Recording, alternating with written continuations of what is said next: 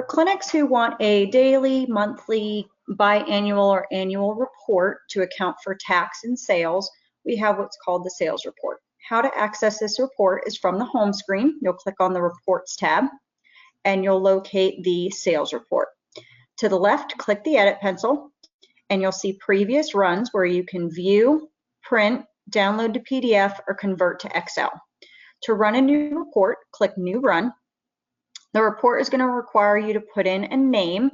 The reason for this name is for those previous runs that are saved, and a start and end date of your report. So this is going to be really important to make sure you include the dates and the times that are needed. So for example, if we wanted to include January 1st, we'd want to make sure to put 12:01 a.m. And if we want to make sure to include today, which is 5/28/2019, we would do 11:59 p.m. So it makes sure to include that whole day.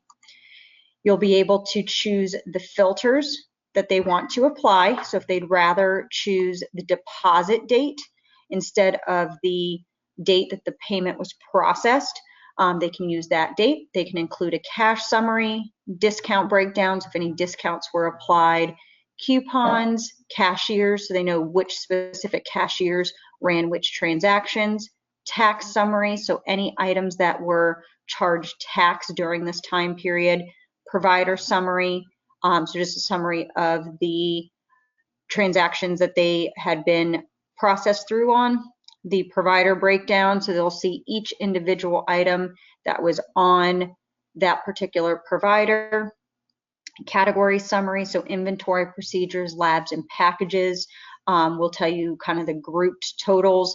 Breakdown would be each individual item within those categories, so inventory, procedures, and labs.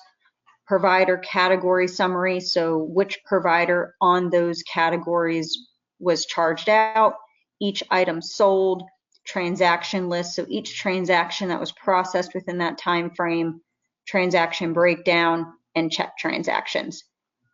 Down at the bottom, you can also separate out by this specific cashier, this specific provider, and or client information. And once you're done, click Generate. The system will generate your report. Depending on the filters and the time frame, it may take some time to run this report, but you'll have the ability after it's ran to download to PDF or convert to an Excel, and you'll see your report down at the bottom depending on the filters that were chosen. When you go back to the report, you'll be able to also schedule a run where if you want this report to run biannually automatically, you would give it a name. If you want the email or the finished report to email to any specific employees, you place their email here. Start and end date of when you want that automatic run to start, when you want the automatic run to stop, and the frequency of how often you want it to run, whether it's days, weeks, or months.